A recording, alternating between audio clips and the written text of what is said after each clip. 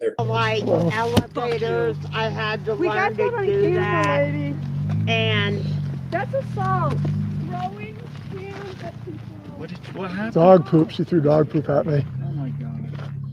Get the. Here, find something. Find something Stop better to assaulting do, people. Fuck you. Stop hurting people. Accepting trans people reduces the suicide rate by 40%.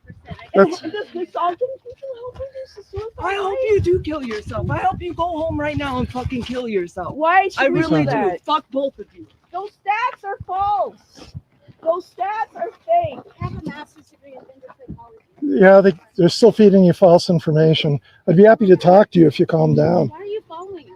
Because I'm going to report you for assault for throwing We poop have at your me. license plate number, your face. We have it on video. That's fine, lady. I hope you have the day that you fucking deserve. And if you do go home and kill yourself, I will drink a fucking beer to that. Amen. Because people like you don't deserve to be in this fucking.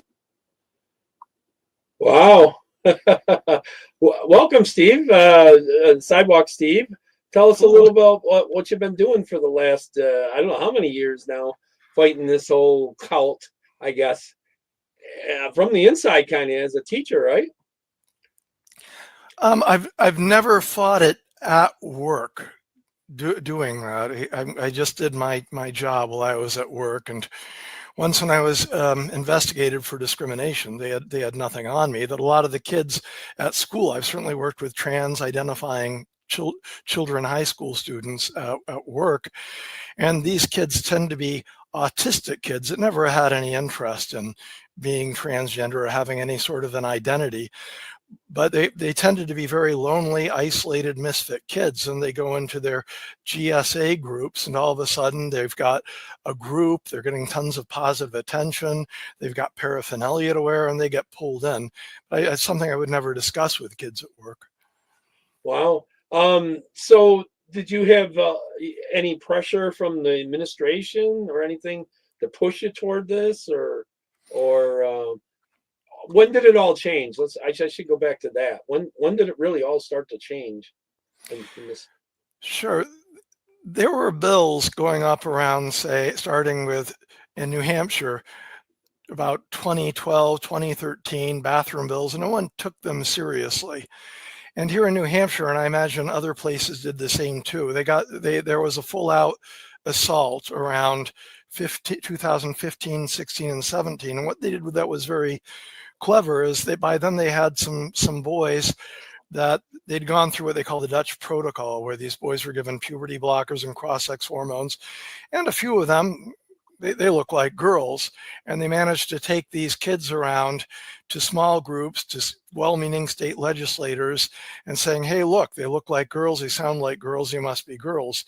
You need to protect them. And it also doubled up with the most effective story that's an absolute lie, is these children are born with these gender identities. No one can tell you what one is. And unless you affirm these gender identities, these children will die of suicide. And in 2018, they got enough Republican support with these tactics to come up with these gender identity laws that say that if a girl says she's a boy says she's a girl, you've got to assume that. And the other part of this is they came up with something they call a conversion ban. And it makes it illegal to change someone's gender identity. Again, no one can tell you what a gender identity is.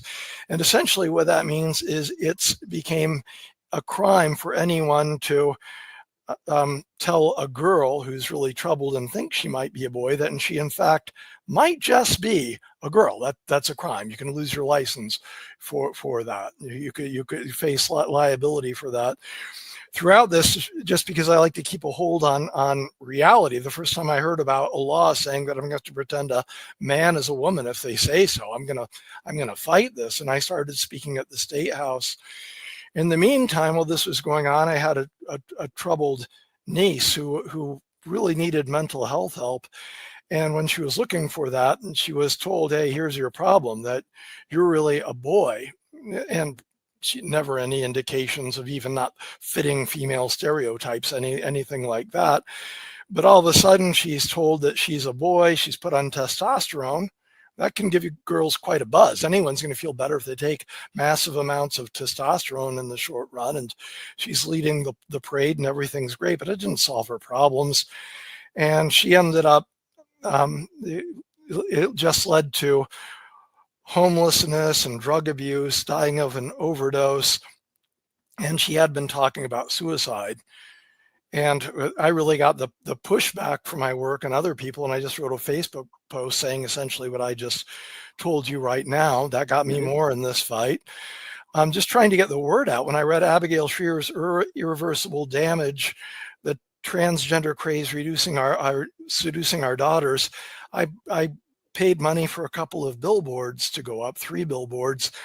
One local Where were these billboards at? In New Hampshire, right? Two were in New Hampshire, one in Manchester and one in Derry. The radicals that ran the town in Derry at the time managed to get the one in Derry taken down. I also got one, my hometown's Fort Wayne, Indiana. So I got one put there. It stayed up for a while, and then the trans right activists covered that with paintballs. So then I decided, well, I happen to have a sign, so I'll just hang out in places with signs. They can't stop me from doing that too well, and just talking to people. So I started doing more of that. Did you lose your Facebook or anything like that out of this? Well, I lost my Twitter, and I was pretty much shadow banned at Facebook. So that's another reason I just took off and started hanging out on the sidewalk, going out in all sorts of weather, carrying signs and talking to anyone that would talk to me about it. Yeah. Did you have a channel or anything like a YouTube or anything like that? This is your page here, Sidewalk Steve, for all the people out there. I'll scroll through it while you're talking. Go ahead. No, I never had any sort of a channel. I do some YouTube, but it's not all that well organized. And then Twitter ended up being a friendly place for me to do my work. So I'm just trying to keep up mostly with the Twitter. And since I'm focusing in New Hampshire, just making sure I get out enough in public places and the really big festivals in New Hampshire, so that people throughout the state now, anyone that wants to have a chance to hear me in New Hampshire has had a chance to come and talk to me, because these are really big events. New Hampshire's a big tourist destination, and getting out and trying to talk to the locals too. So I spend long hours there, and in places where people tend to hang out a lot, like just going out in Concord, New Hampshire, and Portsmouth, which is a pretty town. Sometimes I go into Massachusetts and hanging out and talking to people a little bit in Massachusetts. I go down to the Boston Children's Hospital too, where a lot of this took place. Are you welcome there, or are they the medical field against you there? Because they like making the money off of this stuff. Yeah, I've given many invitations, even more so locally, to Dartmouth Health. They're the people that really push it in New Hampshire, and given them many opportunities to talk to me. No, if you go down into Boston, you're going to get some aggression. It's a pretty big Antifa presence. It's just an opportunity to talk. A lot of the male Antifa are trans, aren't they? Well, we were talking about briefly before the show about how to pronounce that. It's become pretty much one and the same, Trantifa. Yeah. And there was a lot of overlap. When I started doing this, BLM was really big too. And the Trantifa really wants to have this illusion that they're marching in Selma in 1962, and they're really looking hard for oppressed minorities. And here anyone can become an oppressed minority by a man can put on a dress and say, hey, this is my new identity. And Trantifa just loves that stuff. There's a ton of overlap. Trantifa, I can't even say it. But anyways, they're commies. Anyways, that's what they are. Totally. They go by a lot of the same edicts of the commie party, when they want total control of everything. I know. So, yeah. Well, the nice thing about if you come up with this whole idea that men can be women, women can be men. Well, they also think that the pets, animals, you can be animals. They have There's a lot of boxes overlap and- with that too. But if you don't affirm someone or if you deny someone's identity, they're going to kill themselves. They really believe that. But then that justifies any sort of violence, any way that you need to shut someone down because you're saving lives. So they love it because it absolutely. You better confirm them. They're going to commit suicide. Is their whole newest thing, right? The whole suicide thing, right? Yeah, and if you go to the public hearings, they'll say it again and again and again. They'll quote these bogus statistics, but it justifies any sort of violence, hurting people, assaulting people, like you saw in the opening.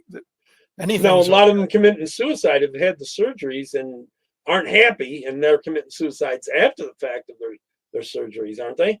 And after taking all these drugs that are making them depressing, isn't a lot of harm from the steroids and stuff they've got them on and stuff like that?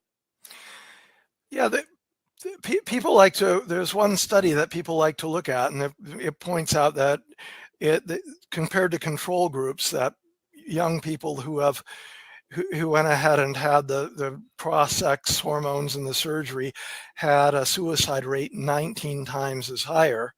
It doesn't necessarily indicate causality. It does show that there's no drastic reduction in suicide from these things. Absolutely, it's not helping. But we've got more than that now. That we've got a couple of studies, one in Finland and at least one in England, that looked at all of the 15,000 patients in England that had been part of the Tavistock clinic, and they found a suicide rate there of 0.03%. Only 4 of the people, whether they were getting the services or not, ended up dying of suicide.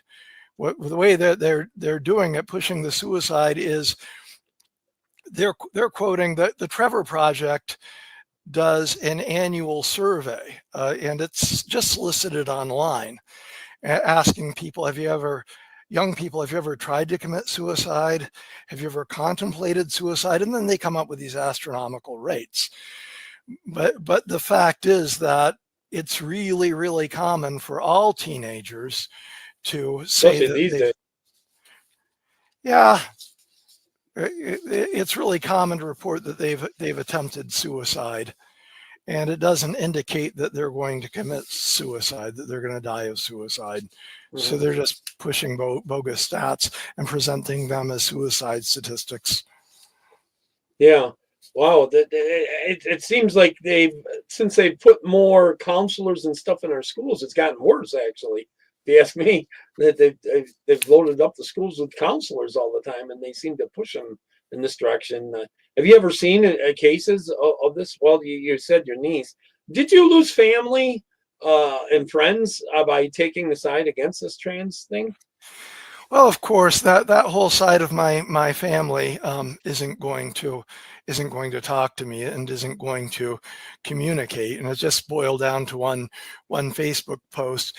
And one of the myths of transgenderism is if someone detransitions, or if someone ends up they aren't entirely happy after they've taken the medications and socially transitions because they weren't adequately accepted. So as soon as I had posted my concerns, and I said nothing unkind or denigrating about her, then immediately the local gender lobby came up with a story that I bullied my niece to death, and I have blood on my hands. In fact, I'm 1,000 miles away. We didn't communicate that much, and certainly I never criticized this to her. I brought it to her attention. Once in a while, she'd make a point to me, and we might have a very brief and friendly conversation. But yeah, of course, I lost them. And anytime I'm out on the street, I could show you clips of people just going by my signs and saying, "People like you are why my friends commit suicide," or "You're probably too ignorant to know this." But when people see that you saying these things, not affirming them, that they're going home and they're committing suicide after seeing your sign. So yeah, you alienate a whole lot of people with that. Are you seeing a lot of parents pushing their kids into this trans thing? Because I had a case recently I'll talk about in a second here. Yes, I think there's a lot more of that now. Early on, and I would say in the situation of my niece, what had happened is the clinicians blackmail parents, and that still definitely goes on. Locally, they've written about this. With would you rather have a living son or a dead daughter? Would you rather come home with a prescription for testosterone for your daughter, or would you rather be taking your daughter home in a body bag? But if you listen to the hearings, it's really clear that having a transgender child is a fashion accessory item for a lot of these people. They really want the status of that. Well, they've got so far in the cult, every one of their might are trans. Might have 5 kids, and all 5 of them are trans now. They were either a boy, now they're a girl, and girl is a boy. It's happening, especially in California. You wouldn't think it would be as bad in New Hampshire, would you? New Hampshire has always prided itself on being fiscally conservative, the Republicans, but also socially liberal. So that really made New Hampshire vulnerable to this. That a lot of people, they love the story. That whole suicide story is great because you vote a certain way and then you save people's lives. And a lot of the Republicans wanted to imagine that they were marching with Martin Luther King. So without questioning this, this was a really popular movement in New Hampshire. When I started fighting this really actively, even a lot of people that I consider to be good Republicans were telling me to tone it down, or don't stand out here with your sign. You're embarrassing us. You're making things worse. People did not want to talk about the sports. They didn't want to fight this fight, right?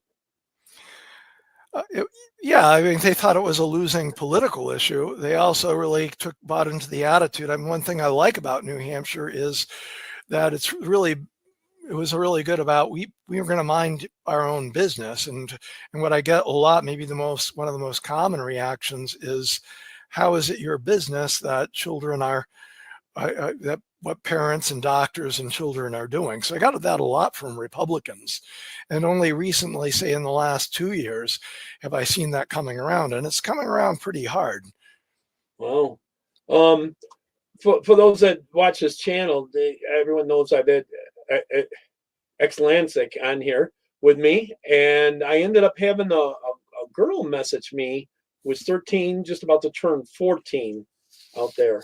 And she was being told by these doctors and her mother that, well, we'll do this transition, have the surgeries, this and that. And when you're 18, if you want, you can change back. You really can't.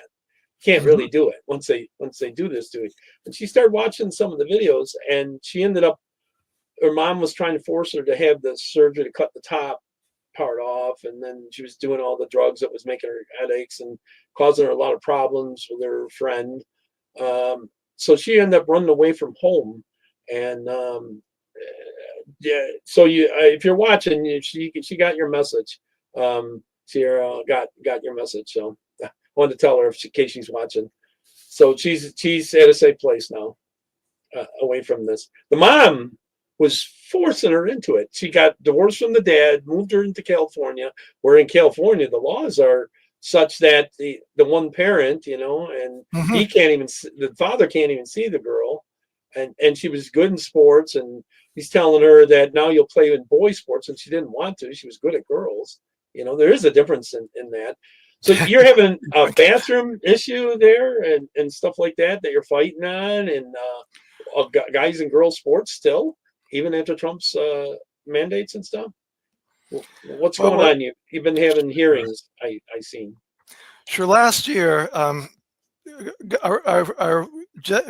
late Republican governor, by late I mean he just left office, Chris Sununu, he signed all this stuff into law, including boys and girls sports. And he had a chance to change our gender identity law such that we could have gotten boys out of girls sports. He signed a weak law that later on he admitted he knew wouldn't stand up in court.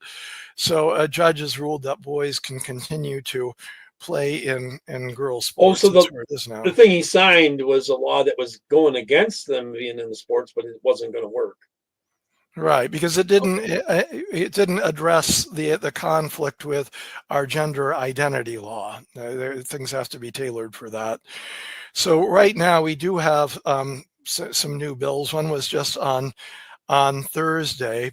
People talking about girl sports and privacy in the bathrooms and locker rooms, and it's interesting to see that the people that are pushing for boys and girls sports, they were backing away at this hearing, saying, well, yeah, it is unfair that boys are in girls sports sometimes, but we can't just have a blanket blocking them. And it's interesting, they backed away from what they were previously saying there.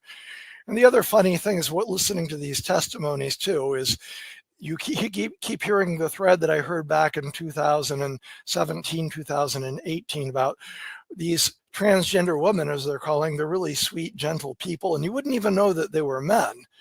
And nobody believes that anymore. And you see these horribly aggressive men that show every sign of being autogynephilic coming in and pushing for these bills.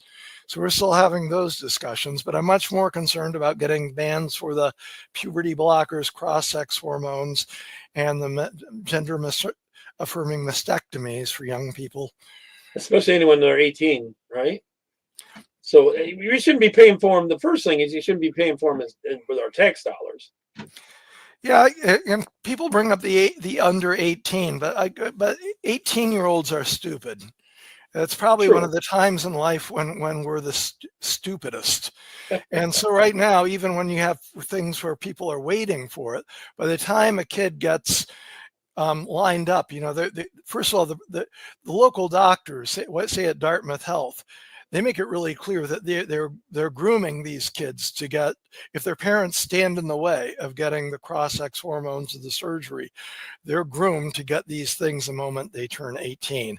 And a lot of these kids, almost everyone has something wrong with them, like autism. They've suffered some sort of a horrible trauma.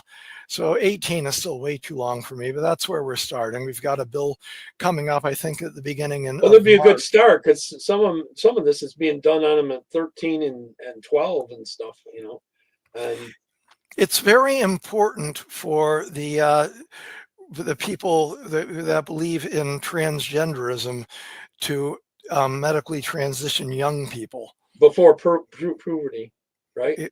It's very important to them, because this whole idea is built on the idea that somehow these gender identities, these souls of girls, can be born in boys' bodies, and if we don't have transgender children who must be affirmed right away, then how can we have adults whose very lives depend on wearing women's underwear and using girls' locker rooms?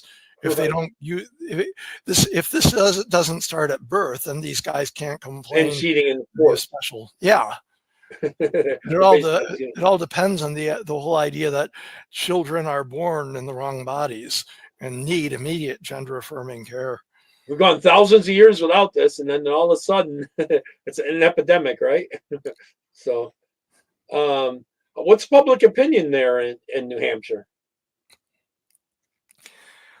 Well, that's a pretty broad question, in that on the streets, if I were really honest and I'm hanging out, probably the majority of people don't want to deal with it at all. They just want to say it's not my because problem. it'd be called transphobic otherwise, right? The word about it's called transphobic. Well, that's a little bit of a different class. Some people just don't want to be bothered with anything. If it doesn't affect me directly, I don't care. But then you're right, there's a group of people that feel strongly about it and they're against it, but they're frightened. And some of these situations are frightening. We were just talking about that. If you're dealing with Antifa, and even in subtle ways, if a girl is uncomfortable in the locker room or the bathroom, then there's going to be consequences if she speaks out against it. It may be really small.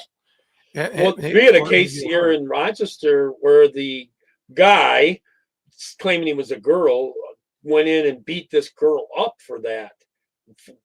look to find her in the hallways and then beat her up really bad, put her in the hospital. Actually, a couple of the trans did it actually, and she got beat up really bad, and the school still didn't do anything about it. It took a while to find out about it and all that, and protect this girl from them, because they were saying they were going to get her. When they beat her up really bad too. I don't know if you've had that there. No, what we had in New Hampshire was a situation in a town fairly close to me, Milford, New Hampshire, where a girl complained about boys going into the girls' locker room. And they don't even bother with the whole, I'm going to express my identity. All I have to do is say that you're a girl or that you're non-binary.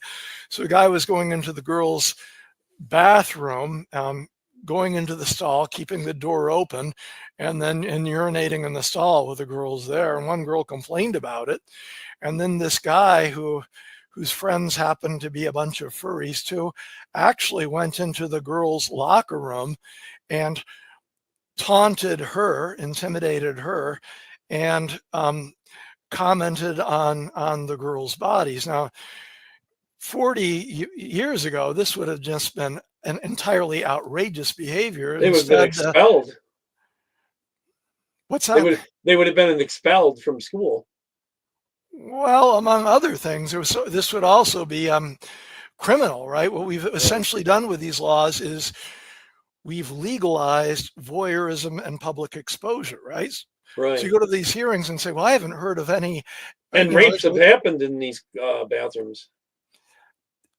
They've happened. I'd encourage people not to focus so much on that, because it's hard to come up with the numbers. I really don't know how great a threat that is. The bigger threats are, we've legalized voyeurism. People say, well, women haven't complained. Well, they're not going to get anywhere, because it's legal for a man to come in and expose themselves and change in front of women's bodies and expect that girls are going to have to change in front of them.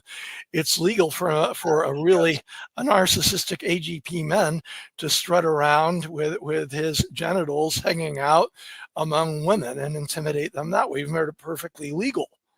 Yeah, but it would not have been acceptable. There would have been other guys that would have beat up the guy for doing that, back in the day, my times in the 50s and 60s, and I tell you. So as far as public opinion goes, if you go to the State House, by far, the people that have been pushing this stuff, they're going to have the big crowds in at the State House. One is they've got the money, they've got the paid lobbies to push this thing. The other factor is the lobbyists are pushing to have guys in women's bathrooms and in sports and all that, right? That's a big industry. Pushing transgenderism is a big industry. It's because you've got the entire medical industry. Yep, and also the ACLU.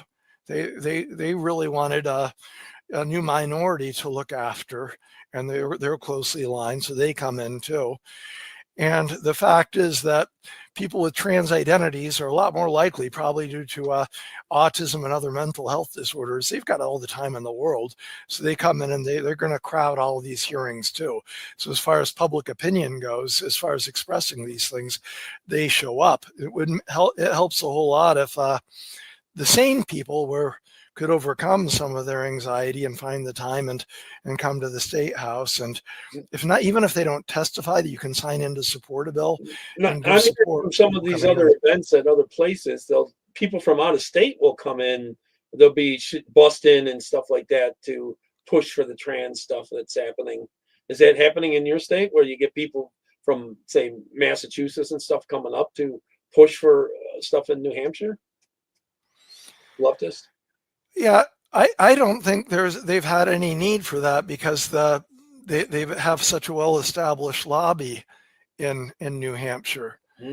You've got so many people whose social status is built entirely around either pushing the stuff, being an ally, or being transgender. So there's enough of those people that show up.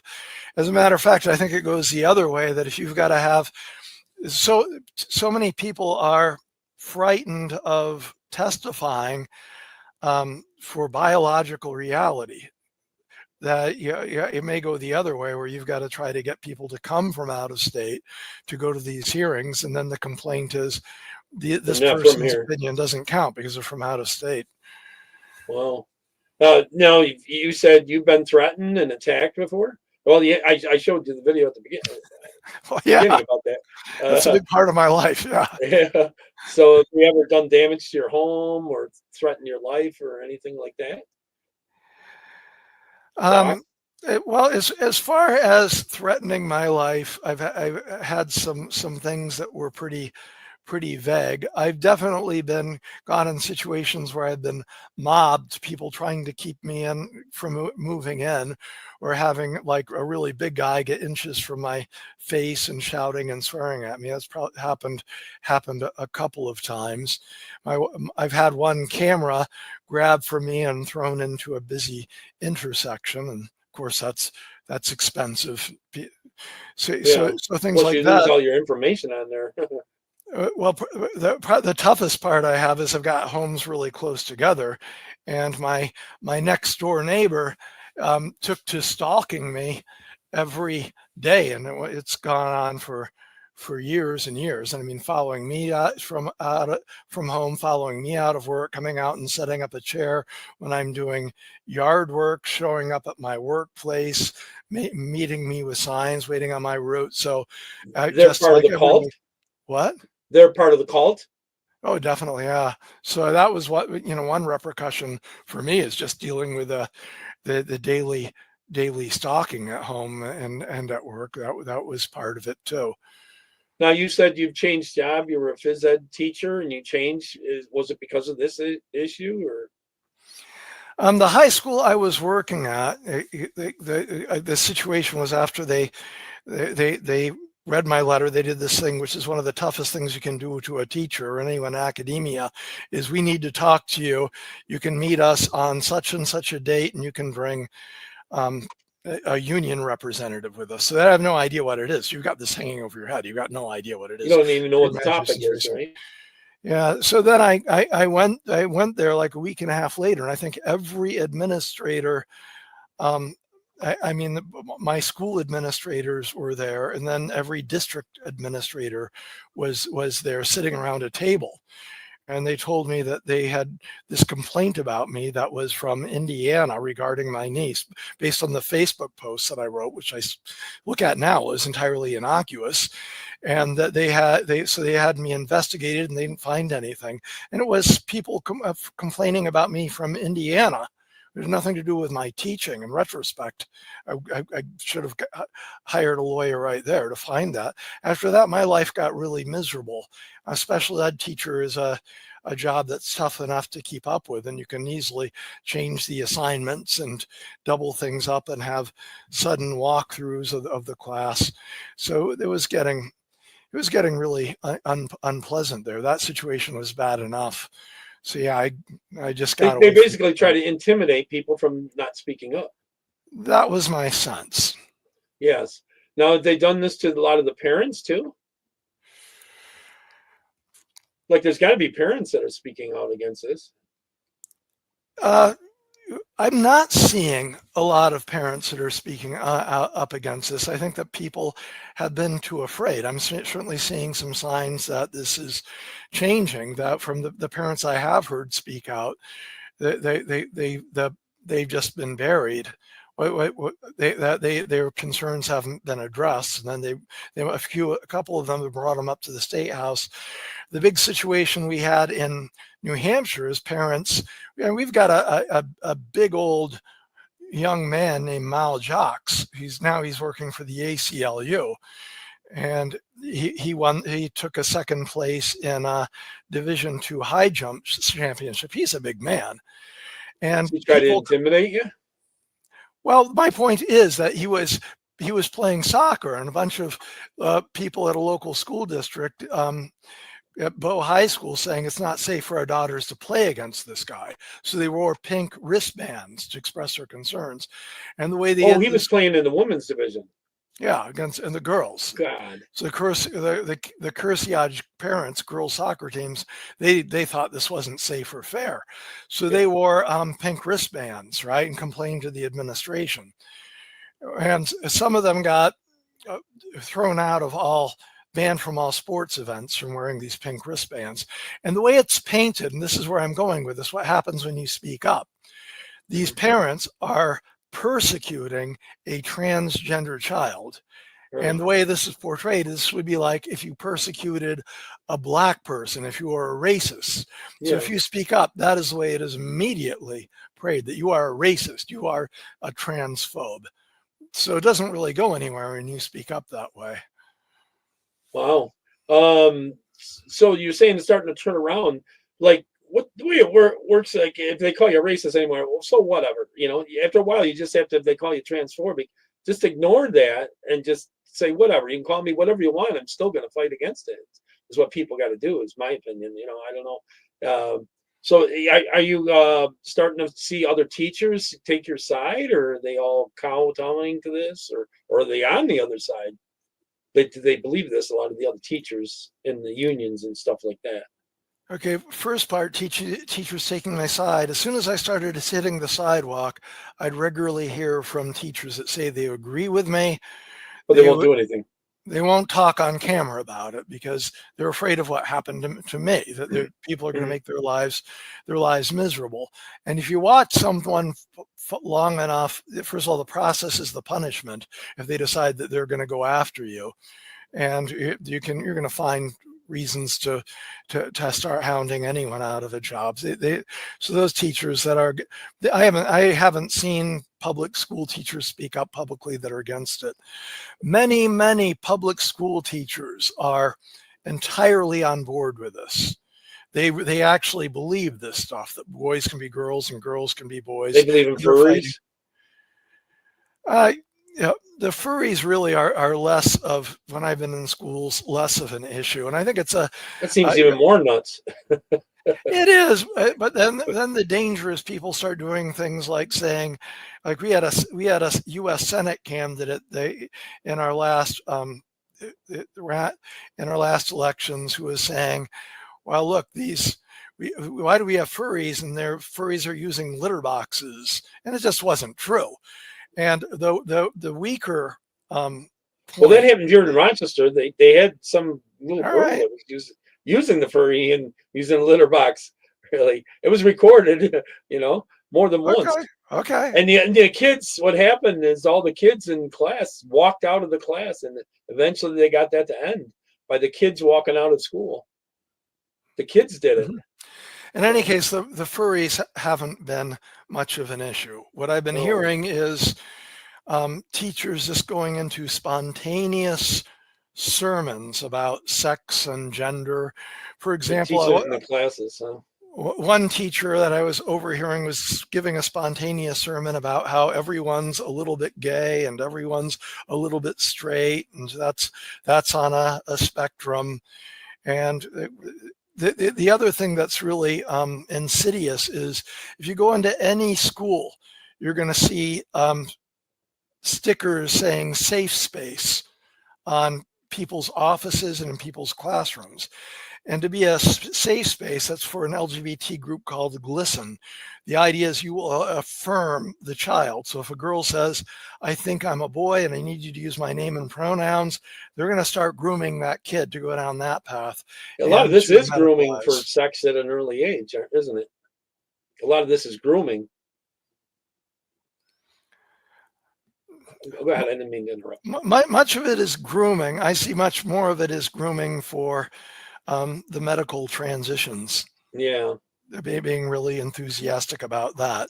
And then these teachers that do that, if they groom a kid in their brains, they're thinking that they're saving someone's life. This kid would have committed suicide. They bought into that suicide thing. Yeah. So the public schools are entirely captured. I would not send my kid to a public school, especially, we know the kids that are most vulnerable are the kids with autism. Right. Neurodiverse, but also kids with trauma. But so if I had a daughter with autism, or just one who was a little weird and quirky and a misfit, I wouldn't send her. Aren't a lot of kids being labeled with autism and other disorders that then they start giving them the drugs and it actually makes them worse? A lot of the antidepressant drugs and stuff like that. Can you repeat that? I said, isn't a lot of the kids, they're labeling them as autism, even though they aren't, and they're giving them antidepressant drugs and causing a lot of this? And then they talk them into this? There's been, autism is a pretty wide spectrum, and it goes up to neurodiversity. It includes things like ADHD. It is pretty common. So I think these are kids that a lot of them are legitimately autistic. So these are the kids, the autistic kids, and the other ones along those scales. They're never comfortable with their body. They have trouble with coordination, knowing where their bodies are. They have a lot of trouble with social skills and fitting in, and life is miserable for them. They also tend to perseverate. They come up with things that are called preferred topics, and they go on and on and on about them.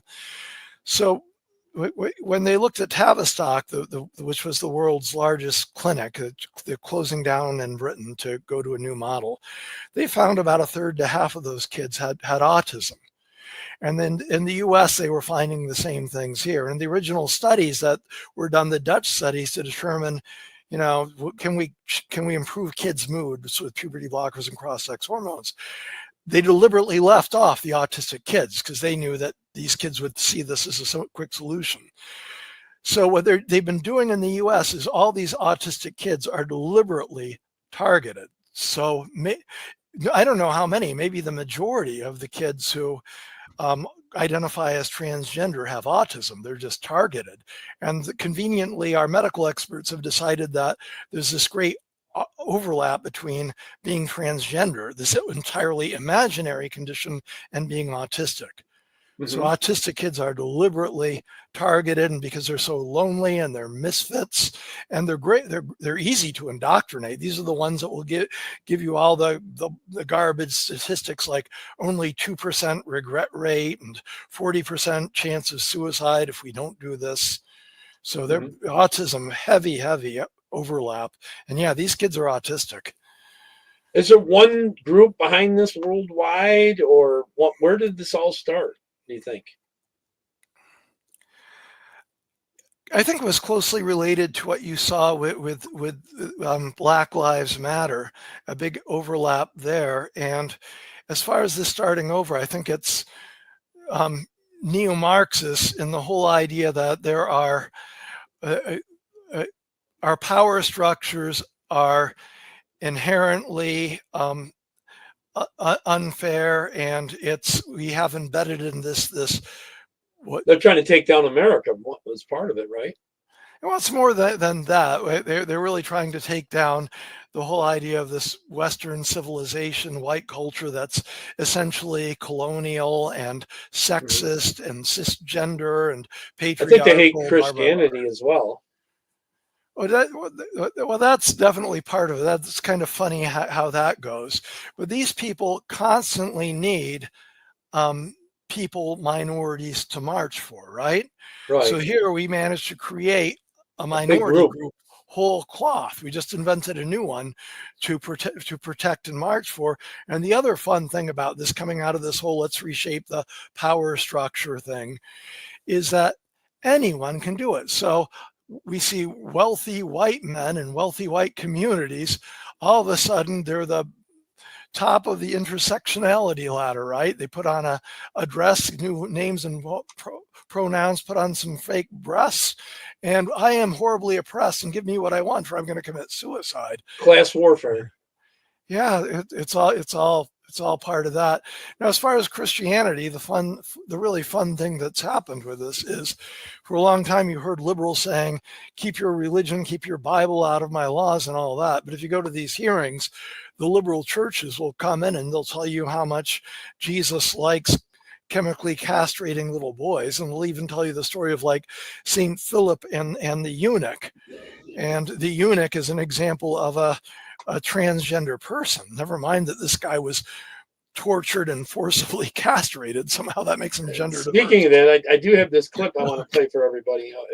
I think you've seen this, of course, because it's from your page. Yes. But watch this, and you can talk during it if you want. Using the language of my faith, let me tell you this. The Jesus that I know would be right here in this gallery, lined up to speak during this public comment, standing in solidarity with the brave people here. The Jesus I know would be dressed in full drag and serving face. Jesus would be in drag? Or handsome as a trans man. Or wrapped in the garb of a non-binary person who knows one gender is way too small to capture their gloriousness. The Jesus I know would be at this mic with a trembling voice and a shaking body and tears that will not be held back, crying, "Make this city safe for my child." Jesus always shows up on the side of the vulnerable. And today... Have you ever been able to debate some of these people? Like get on a stage and debate them or anything? Like in a structured debate? Other than yelling in your face? Because they get triggered. Yeah, I've experienced the triggers. One reason I go out in the sidewalk and I get to talk to people and I go out to festivals and other situations is because I want to talk to people, and very rarely do they talk to me. I'll get these people swearing at me and running away as quickly as they can. Once you start winning the argument or something? Well, I don't even, if you have a disagreement with someone and they have strong views, I never look at it. I'm not going to win this argument. We're going to debate. I just never look at it. Let's listen to each other for a little bit, right? Right. And then at some point you say, well, thank you. I appreciate talking to that. The place where I've had the most luck with it is talking to trans-identified people. And that's funny because the people that swear at me and yell away, one thing is you should learn to talk. You should talk to some trans people. If you've ever met anyone, they won't wait for the answer. And I have hours of me talking to trans-identified people, and there will actually reach a lot of common ground when I get a chance to do that. I bet you some of your best supporters in this are the detransers, the ones that used to be trans and aren't trans anymore. I mean, you run into a lot of them. Yeah, but let's stick with this. I want to answer the question you gave me. It's a really good one. The people that claim to be on the other side and all that, they will not by and large debate me. Twice I've had conversations with psychologists, prominent psychologists, and what they were doing.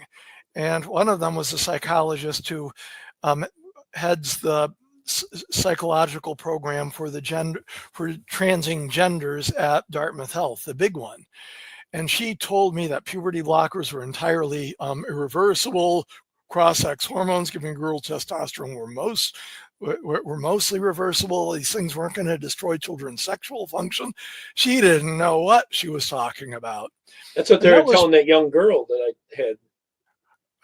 I think well, I was especially concerned about, a boy who takes puberty blockers early on in puberty is never going to experience orgasm. It's just going to be entirely horrible. And the suicide thing, after I recorded that, I don't think she wanted to talk to me anymore. She managed to get that back then taken down from Twitter being what it was. And also another psychologist. In general, the people I'd really love to talk to are the medical experts. That they lie and lie and lie. They don't read the studies. I read the studies, and I'd love to talk to them. They misquote the studies absolutely. Now, as far as the detransitioners go, when I started, I didn't know of any detransitioners. I met the first one was David Arthur, who was in Maine, and he came down. We did a couple things together. And then I learned about Chloe Cole and Prisha Mosley and others on the way. Laura Becker. And I go to a pretty small church in Nashua, and there was a young woman who was sitting near us, and my wife was saying, I think in our church we've got a detransition. I said, well, she's a lot bolder than I am, so I'm not going to ask her. I'm not going to. That's a private thing. Not going to do it. She went ahead and did that, and it ended up being Katie Anderson that then went off in her own campaign quite a bit. I got to work with her a little bit, going out and talking to people, and she was on Dr. Phil this summer talking about her experiences, and a woman who's Amanda Stewart, who's suing Dartmouth Health, and she's about 39 years old now, and she lives in New Hampshire, and just hanging out with her.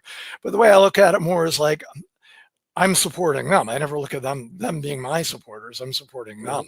That if ever I feel like not going out, some of them will just contact me and tell me how much they appreciate it. And then it's like, well, it's 20 degrees out and windy, and I do not want to go out, but I know what this means to Precia Mosley, so I'm gonna go out, and I know what it means to Amanda Stewart. So I don't. So you've been having events?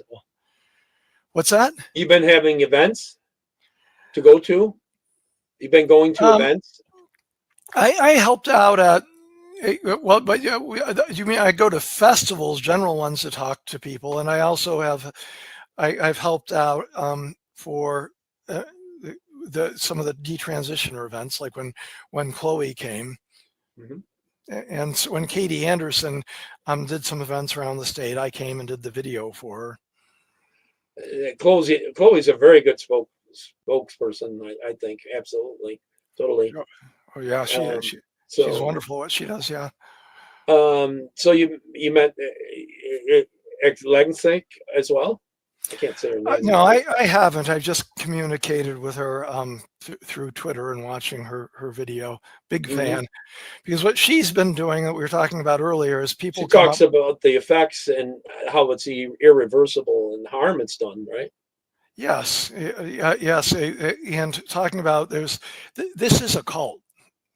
And especially for the young women who get caught up into it, the testosterone on a woman's body does a lot more damage than the estrogen does on the men's body. And people talk about the regret, and these people are entirely happy. What she does a good job documenting is how these women are caught up in these cults, and they're egging each other on, and they're torturing themselves to death. And a lot of the side effects, and a lot of them have died from the procedures. True. We're seeing that more and more, and it's going to cut their lives short. All of them. Someone asked if any of them are trying to use lawfare against you. If anyone's using lawfare against me? Yes. That hasn't happened yet. I wouldn't be surprised if it did. But what's really funny is, I told you about my next door neighbor stalker, right? Who's after me. I put it, for years, it was just awful. And my daughters would go out in the yard or something, and he would come out. You didn't just go and wave to them and stuff like that. Right. So I decided, finally, what I started doing is I started putting, when he acts up, I'm just going to put it up on Twitter, on social media. This is what he's doing to me. And as far as lawfare goes, he ended up the last time calling the cops on me. And I was out at work, and the police officer was accusing me of questioning whether I'd committed a hate crime, the danger of a hate crime. That's like the stuff I put up in England, right? Yeah. Yeah, people are, put out the wrong tweet, and the police come knocking at your door, and you can go. They're arresting you for praying in your head in England. Yeah, praying in your head in an abortion claim. So that happened to me, and of course, what I did is I put the video of this guy investigating this possible hate crime. I just put that online. That hasn't happened yet, but that could happen. I certainly try. When I'm out, I try very hard to be civil to people. I really do, and that's why I think I have the most productive conversations with people that are identifying as transgender, and they're happy to hear another perspective, and a lot of things they might agree with me with. For example, a woman who identifies as transgender, she wanted to hear me out, and she was there with her friends, and she's a drag performer too, and she's just a lovely woman. And she talked to me about, even though she doesn't regret her decision, she might have done a few things differently, because they didn't tell her about all the harms of testosterone. She wanted to hear that. I've talked to two men who identify as women who said, I agree with you a whole lot. For me, this was something I just really felt that I had to do. And I know that this is, one of them said, I know that I'm putting I'm risking kidney failure with this and liver disease. I waited until I was in my 30s to do this, and this should be the last thing that a young person does. So I try to be, as far as lawfare goes, someone can come after me. Now, do they believe in doing this to kids? A lot of these people you've talked to Well, that are older. It depends on who you talk to. What I'm saying is I talked to 3 people that agreed with me that identify as transgender that don't believe in doing this to kids. Hmm. Others that I'll talk to will say, if I had this earlier, it would have saved my life. And for men, that's a different situation because a lot of these men, they're autogynephilic and they have fantasies of themselves as younger girls. And that's why sometimes they'll dress up as little girls. And I've encountered at least one of those.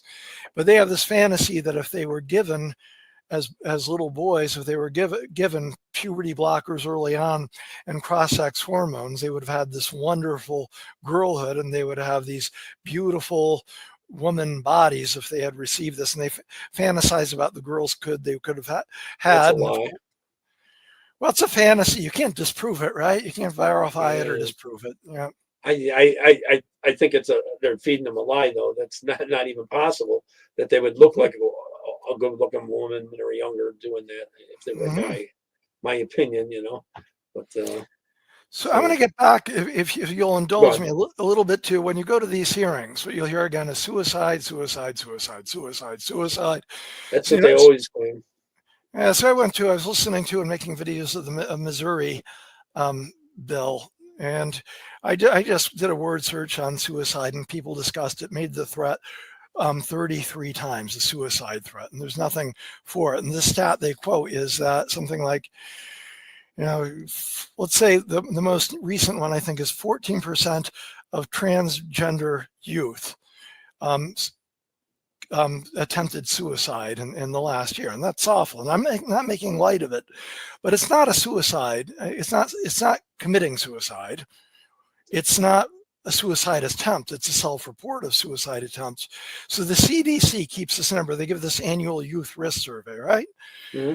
So 16% of all high school age kids claim they attempted suicide in the previous year. 16%. Now, of course, thank God, that's entirely far off because the actual youth suicide rate is 0.014%. So the lion. It's really low. It's not this 14% you have. But of that 16%, if you just looked at girls, then about 13% would say they attempted suicide. Oh, it's higher in girls then. So that is the same rate as you're hearing from transgender girls, right? Yeah. Boys would be about almost exactly half of the girls. About 7% of boys say they attempted suicide. But they're more successful at committing it, right? But males across the board 4 times as likely to die of suicide. So you have males. These suicide attempt numbers they quote, they don't mean anything, and they're constantly telling these kids that you're suicidal, you're suicidal, you're suicidal. So you hear these numbers again and again. They're entirely bogus. It's very common for youth to say, "I attempted suicide." But it was a cry for help. You see what's going on in Canada with the suicide thing? They actually have administrators that are talking the kids into, if they feel like they're going to suicide, the state helps them do it. Yeah, it's awful. I don't know. It's suicide up there. We'll make sure you do the suicide, right? So here they use these absolutely bogus stats, and then they tell the kids, unless you do this, unless you take these drugs, these chemicals, you're going to kill yourself. Do you think any of those chemicals are making them more depressed? Well, that's what the science tells us, right? The puberty blockers can make people really awful and irritable, and testosterone. I mean, it's rough on people's moods. The estrogen and the testosterone. We have no evidence that it improves people's moods. Well, aren't a lot of them miserable also because they're in constant pain after a lot of these surgeries too and stuff, like the gender things, or they have issues with infections and things not healing and not coming out right and stuff. Isn't it awful? Well, and I have detransitioner friends, and it's really rough what they're doing. And I have one who is the 39-year-old who lives in New Hampshire. She was one of the earlier ones, and not only you have bone problems, but you have teeth problems. She's got to get all her teeth removed, and she's in constant joint pain. So that's awful. And the kidney problems, the liver problems, Dementia, early. That's awful to think about. And I saw Chloe Cole recently when she was testifying, talking about the danger of the dementia, and that's an awful thing for a young person to think about. From the absolutely unnecessary hysterectomy, my friend Katie Anderson nearly died because of hers. But as far as not having being rough on the mood, one of the really awful things is these treatments are built on the minority stress model. And what this means is, and this is built into the American Academy of Pediatrics policy on gender treatment, that if a kid's depressed, if a kid is anxious, even autism, all these things are caused by having an unaffirmed gender identity. So you shouldn't treat these, it's written into the policy. So they want to push that. Right. So if you say that, well, maybe this kid wants to take puberty blockers and thinks she's a man because of this horrible trauma. I mean, that's a perfectly normal reaction for especially a girl who's suffered repeated sexual trauma, right? To not want to be a girl. But none of these things can stand in the way. First of all, you give the kid the puberty blockers, the hormones, you socially affirm, and all these other problems will probably go away or be greatly alleviated, including autism. It doesn't fix any of it. Right. So that's why the driving at is you never treat these underlying problems. And the detransitioners will say this again and again. Why didn't you fix this problem instead of talking about this male ghost spirit that was supposedly inhabiting my body? Why didn't you just look at the obvious trauma that I'd been through and coupled with the normal teenage angst? So yeah, these kids go on do you think media sites like TikTok and all that are having some sort of effect? I know the show Jazz actually caused it to go way up, right? That show Jazz that was on TV. I would assume so. That it's bombarded with that, and even some of the people that were in early on were caught up by the YouTube videos and the social isolation. I mean, of course it's a social contagion spread through social media. Mm-hmm. Yeah. So some have asked if you got any events coming up or anything that people can watch online or go to, or do you got this thing going on? And let's go to that. The New Hampshire. Are you winning that battle there? What's the next votes on that? Is there something people can go petition? Things are going. First of all, things are going better than they have been. I never look at it as winning, because the first time I started going out, no one wanted to talk to me. I wasn't getting the votes. People were shunning me. But every time you go out and you can change someone's hearts, they can hear you. That's winning. I can't control the outcome of these things.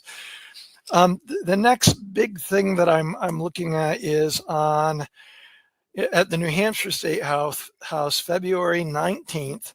I will be testifying about a bill to acknowledge the importance of biological reality at the State House. That's HB 148 in New Hampshire at the State House.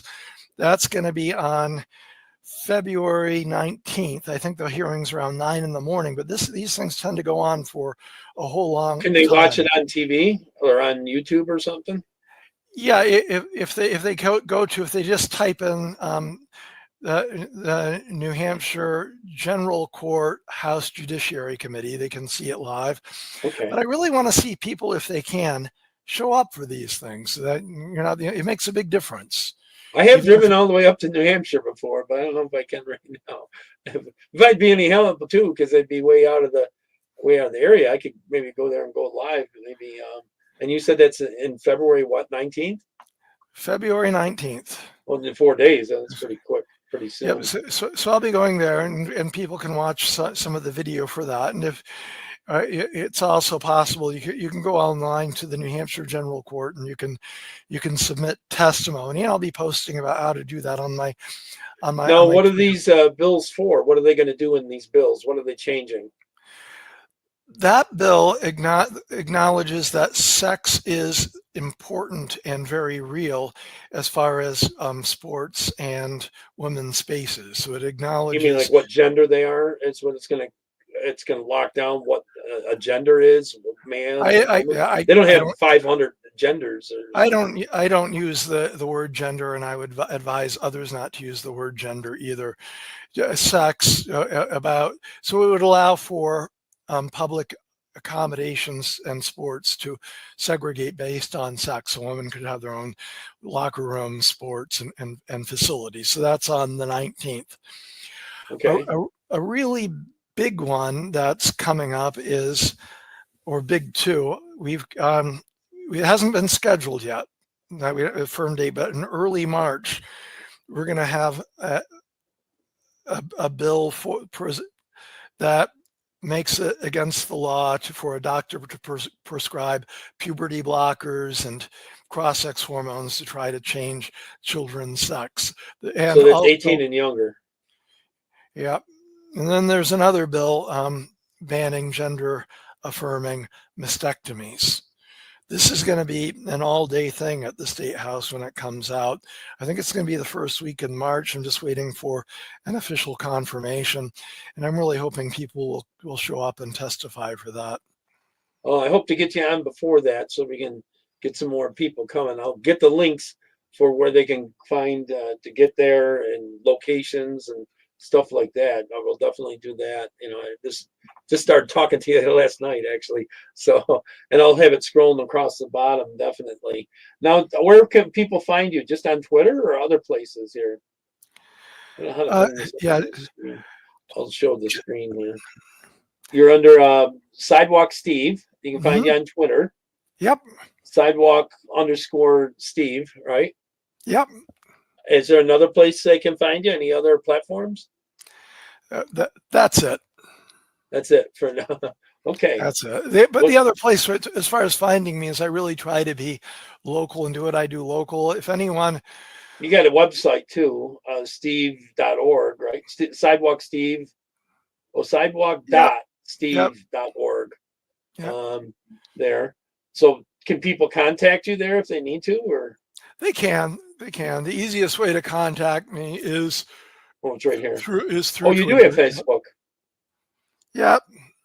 Okay, I'll bring that up so people can see it. So. But I'm not as good about active. checking my Facebook. It's not the best way to get a hold of me. Well, some people might not have Twitter and they might see it there. A lot of people here are watching on Cloud Hub and Wimpkin, and they'll see it on BitChute and many other places. So as much time as I'm having to spend on social media, it's not my favorite thing to do. Yeah. What I'm really looking for is if people around New Hampshire, even the New England area, if they want to go out in a public area, want me to bring some extra signs and talk with passersby, I'd really love to have people. Having bodies there also protects you from the extremists from attacking you too, doesn't it? They don't tend to attack unless they outnumber you, don't they? Well, I found that with Antifa. That would be another episode. I mean, if people are so worked up and they lose sight of their emotions, they can attack you or hurt you anyway. But if people have some sort of a festival in the area, that's a great thing to show up, like the science fiction festival, the various pumpkin festivals that we have, any of the summer market festivals, anything like that. That's what I'm really looking forward, more opportunities to get out and talk. Do you ever go there and set a table up with pamphlets and things like that? I haven't yet. I've really been thinking about doing that for the first time, signing up just to get a table up at some local colleges. And I've been going to some Pride events. So that might be a more constructive way to reach people at Pride events. And I could use a little bit of help with that because I almost always go out by myself or with my wife. Oh, Or even if okay. someone just wanted to come up and stand back and watch and have someone else making some videos, that would be helpful. Yeah, I've gone to some events in the past and gone live, and that's how I got hurt with Antifa hitting my chest. It was an event. The other thing I'd like to help out with, if anyone needs it, is I spend a lot of time reading the research. And the people in the medical industry that are pushing that, they do not read the research that they cite. So if anyone wants me to look at something or help with any sort of testimony like that, well, love to maybe you help. could also come back on in the future and talk about what the research actually shows of what the harm it's doing and stuff like that. As length, at length, I can't even say it. If she comes on, she can do it. Sierra, if she comes on, maybe you can both talk about that, and I'll just put out a topic and you guys go, because she knows all about the harm it's doing to especially the young woman. Especially, it seems she's saying that 80% of the trans now are young women now. Is what it was the other way around at one time when it was mostly men, right? That switched around 2015. And that's what the Abigail Shrier's Irreversible Damage was, which was published in 2020. It really focused on for that. It became a way for, it coupled up with social media, and it became a way for girls to escape the puberty and just an awful time in their life and a sexualized culture that we have. Well, so I don't know. What got you started on this? Your niece thing, or how did you start doing this? Sure. I was already involved more or less in politics and keeping track of things. And the first time I heard of this, something that I'm very attached to is reality. And as soon as I heard is people are working on a law that would force you to pretend that 2 + 2 is 5, I was against it and saying I could see some of the consequences of coming it. As soon as I think it was as soon as I heard the phrase calling men transgender women, I knew there was a big problem. I could see where this was going right there. And so then I started coming up and listening and testifying a little bit, probably first testified in around 2016 and reading up about this. And then of course there was the death of my niece, who got caught up in this, and she needed something to solve her. She needed mental health help, and she ended up with testosterone. It has just led to homelessness and addiction and death. And when I got the pushback on that, doing that more, and then just wanting to get the word out when I heard of Abigail Shrier's book and putting up those billboards and having 2 of those taken down, one by activists and one by just thugs who spray painted over it. And that's when I decided I'm hitting the streets. And amidst that meeting, I'm detransitioners too, and realizing that no one else is going to say this.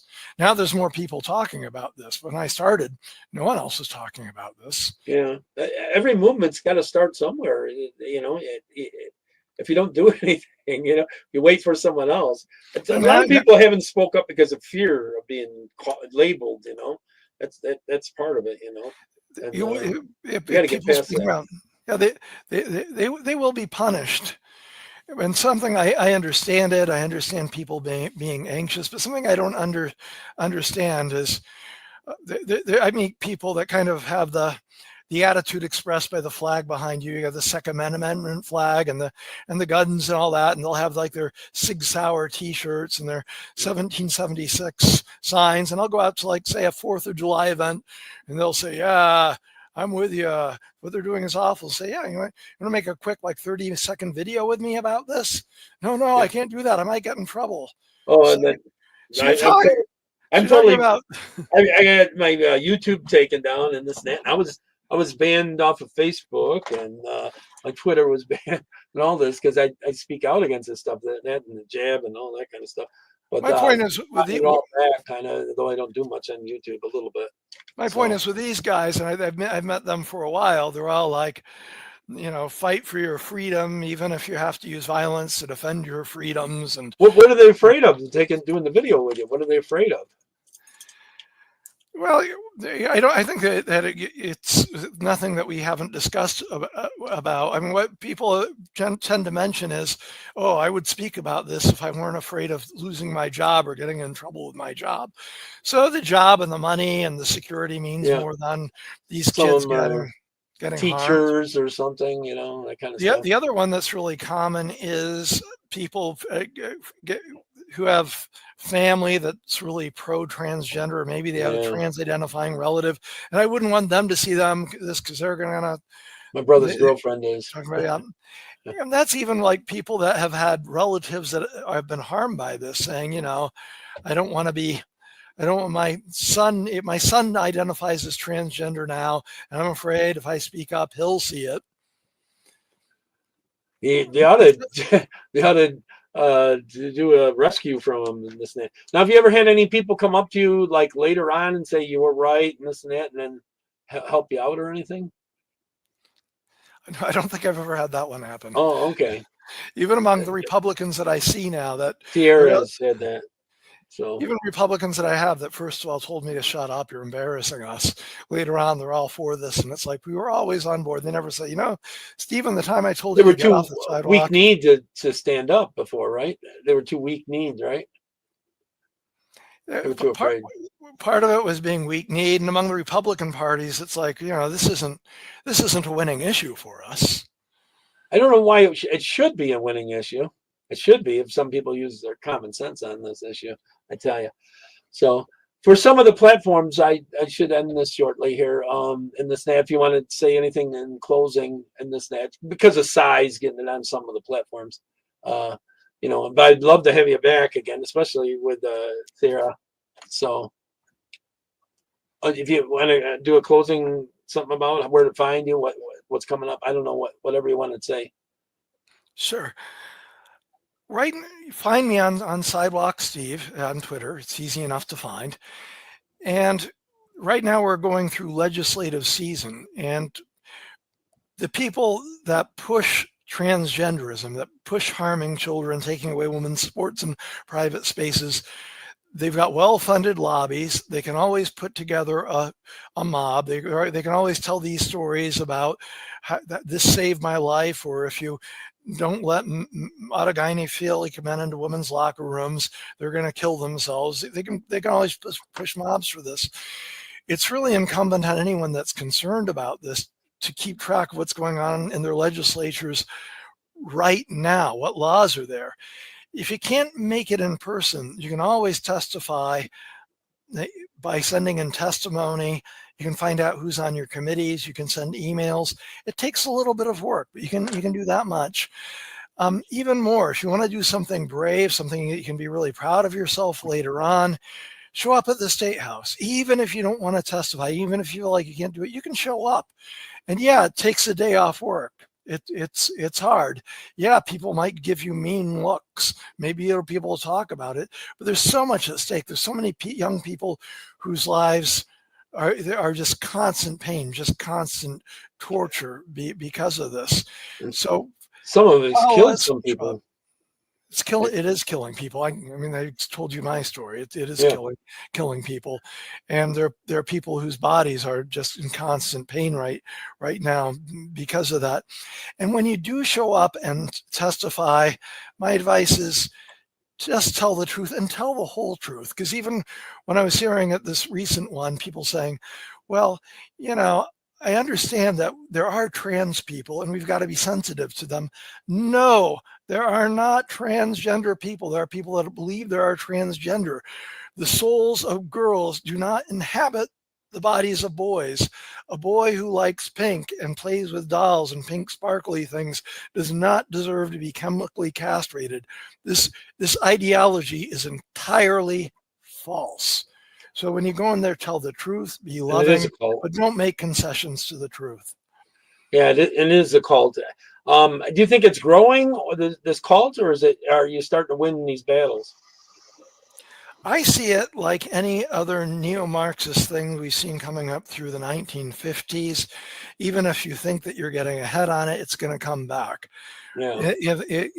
When Ronald Reagan became president and the communism was falling, and we thought everyone saw basic truths, and we thought it was the end of all these radical extreme ideas, and then this just comes back. Right. And I think this is going to keep coming back just because the breakdown of the family, young women are so vulnerable. They're looking to being a woman is just awful. And part of this is to break down the family. Yes. Part of it is to break down the family. And it's such a quick fix for young people, especially women, young women, that temptation's always going to be there. People are going to keep pushing this back. It's not going to go away. Oh, I agree. I agree. That's that. Well, thank you for coming on. I hope you come back, and I'd like to get you on with Sarah and Nat, and we'll talk soon. And maybe I will come up to New Hampshire and go live there.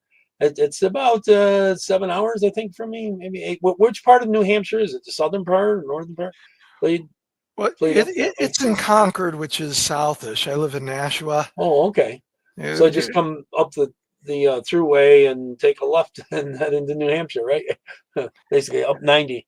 Yeah, the big one's going to be, and I can't give you a date yet, but I look forward to it, and I hopefully can have some other people come and testify. The big one's going to be when we have the debate about puberty blockers and cross-sex hormones and the mastectomies, and there's a lot at stake with that. Vasectomies, tell me about that quick. Mastectomies. Oh, where they cut the, okay. Yeah, okay. I gotcha. Wow. So, and a lot of these pills are making them sterile, a lot of the women and guys, by taking those pills. So they don't want us to populate. All right, God bless everyone. Bye-bye. Hang out. I'll just end this.